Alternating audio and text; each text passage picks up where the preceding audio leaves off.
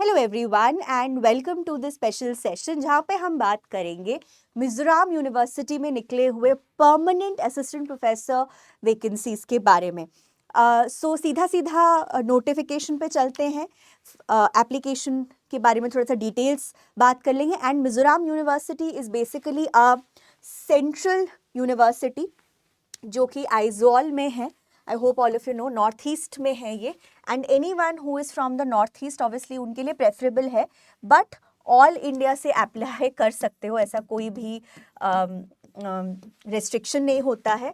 It's a central university, it is not a state university, it is a central university. So अच्छी खासी opportunity है। Even if एक position है, दो position है, अगर आपके लिए फीजिबल है, आप नॉर्थ ईस्ट के आसपास कहीं रहते हैं, ईस्टर्न इंडिया से भी अगर आप बिलोंग करते हैं तो भी आप obviously you can just go ahead and apply. So ये रहा notification, we will just discuss it a bit. तो आपका नोटिफिकेशन में डेट्स जो है वो 16 जैन को ही ये नोटिफिकेशन आया है। एंड आप इसको समर्थ पोर्टल जो है हमारा, समर्थ पोर्टल बेसिकली होता है एक ही जगह पे आपको सारे असिस्टेंट प्रोफेसर के वैकेंसीज दिख जाएंगे। तो समर्थ पोर्टल क्या है उसके बारे में भी मैं एक अलग से वीडियो बना दूंगी, बट अभी के लिए you can just follow this particular website. Detail यहाँ दे रखी है, इसको आप फॉलो कर सकते हैं, curec.samarth.ac.in। ओके, नाउ कौन कौन से डिपार्टमेंट्स में हमारे लिए पोजीशन है थोड़ा सा उसको देख लेंगे। बिफोर दैट, लास्ट डेट जो है ऑफ एप्लीकेशन, अभी काफ़ी टाइम है बट डिले ना करें तो बेटर है। 24th of February is the last date of application. And आपका फी जो है 1000 रुपये है for general candidates and 500 for SC ST EWS applicants. ठीक है, तो 1000 for general candidates and 500 for the rest of the candidates. Now moving on to the जो positions हैं उसके बारे में थोड़ा सा भी देख लेते हैं। देखो, मिनिमम क्वालिफिकेशन सबको पता है, masters degree with 55% and net, या तो आपके पास PhD है तो फिर नेट की जरूरत नहीं है, बट नेट है तो आप अप्लाई कर सकते हैं। ऑलराइट, सो रिजर्व कैटेगरीज के हिसाब से आप अपना देख सकते हैं कि कौन से कैटेगरी में आप फॉल करते हैं। एंड यहाँ पे API स्कोर हमें देखना पड़ेगा। यहाँ पे दे रखा है कि आपको अपना API score which is the academic performance indicator, उसको देखना पड़ेगा, उसमें कैलकुलेट करना पड़ेगा कि कितने मार्क्स आ रहे हैं। उस हिसाब से आपका स्क्रीनिंग होगा, पूरा लिस्ट बनेगा, फिर आपको इंटरव्यू के लिए कॉल आएगा अगर आप उस लिस्ट में आपका नाम आता है तो। ठीक है, and there is assistant professor for university college में भी आप वहाँ के एफिलिएटेड कॉलेज में भी एक दो पोजीशंस निकलेंगे हैं, which is the Pachhunga university college. एक है proper Mizoram university and affiliated college. जैसे हमारे BHU के अंडर भी काफ़ी सारे कॉलेजेस होते हैं एफिलिएटेड, वैसे ही यहाँ पे भी एफिलिएटेड कॉलेज में भी हमारा वैकेंसी निकला है। Right, so let's just go to the positions जो अवेलेबल हैं हमारे लिए। जो रेलिवेंट है वो है इंग्लिश एंड कल्चर स्टडीज़ में वी हैव असिस्टेंट प्रोफेसर में वन अनरिजर्व्ड जनरल कैटेगरी में पोजीशन है, तो definitely you can go and apply. Then moving on, education department में SC में एक पोजीशन है, 2 UR में है। सो एजुकेशन डिपार्टमेंट में ये स्पेशलाइजेशन है, डिज़ायरेबल, ऐसा नहीं है कि यही स्पेशलाइजेशन होना चाहिए, डिज़ायरेबल है। एंड लियन वैकेंसी क्या है वो मैं बताती हूँ। सो लियन वैकेंसी वो होता है जिसमें जैसे मान लीजिए कोई प्रोफेसर है, कोई असिस्टेंट प्रोफेसर है, उनको किसी और पद में, कोई और पोजीशन में, कहीं किसी और यूनिवर्सिटी में कुछ let's say temporary position offer किया गया है, तो इन्होंने वो ये जॉब ना छोड़ के उस पोजीशन में जाके काम करते हैं, लियन वैकेंसी। तो ये एक थोड़ा 50-50 चांस हो जाता है कि वो अगर उस जॉब में परमानेंट हो गए तो फिर ये पोजीशन खाली होगा। अगर उस जॉब को उन्होंने बोलिया कि नहीं मैं टेम्पररीली काम कर रहा हूँ, मैं वापस आऊँगा, देन आपका जॉब चला जाएगा। सो लियन वैकेंसी थोड़ा सा प्रॉब्लमेटिक होता है, देख के थोड़ा सा परख के इस चीज़ को आप अप्लाई करिएगा। ठीक है, SC UR ST इन तीनों में यहाँ पे वैकेंसीज है as you can see. Professor and associate professor में we are not concern. Psychology department में भी लियन वैकेंसी है असिस्टेंट प्रोफेसर का एक। ठीक है, अगेन अ लियन वैकेंसी, तो be very careful there.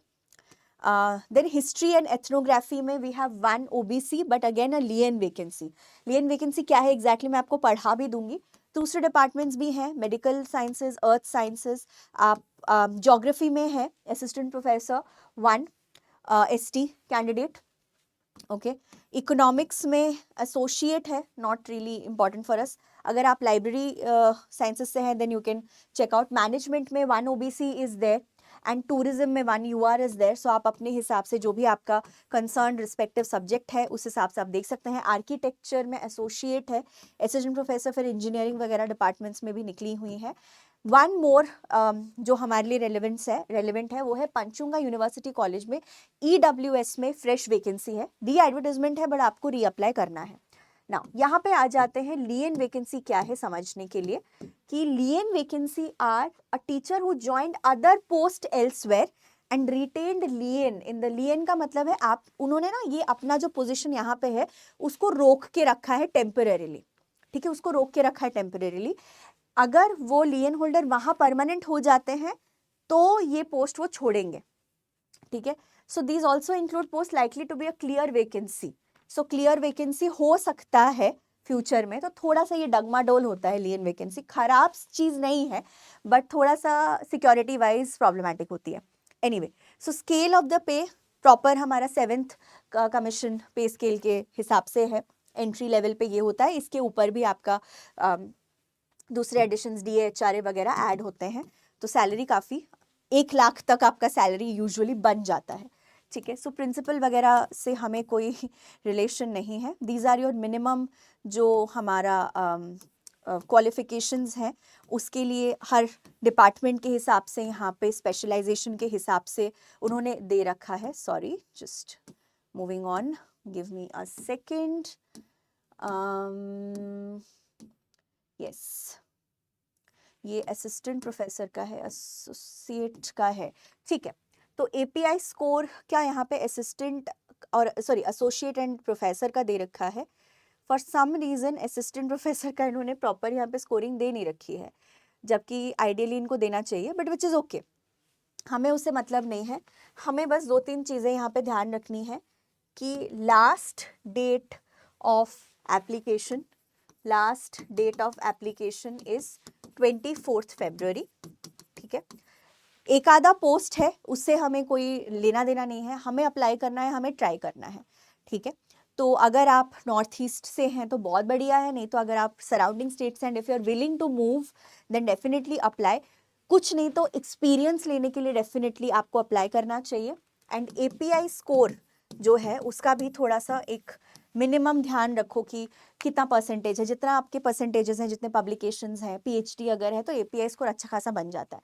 But API score अगर आपका ज़्यादा नहीं भी बनता है, मान लो आपका you have like good masters, you have net, then also you can definitely apply, ठीक है। सो मिनिमम क्वालिफिकेशन जो है, मिनिमम एलिजिबिलिटी, उसी बेसिस पे आप अप्लाई कर सकते हैं, that is MA plus net depending on your subject specifically, ठीक है। And all the very best, see you soon, thank you and bye bye.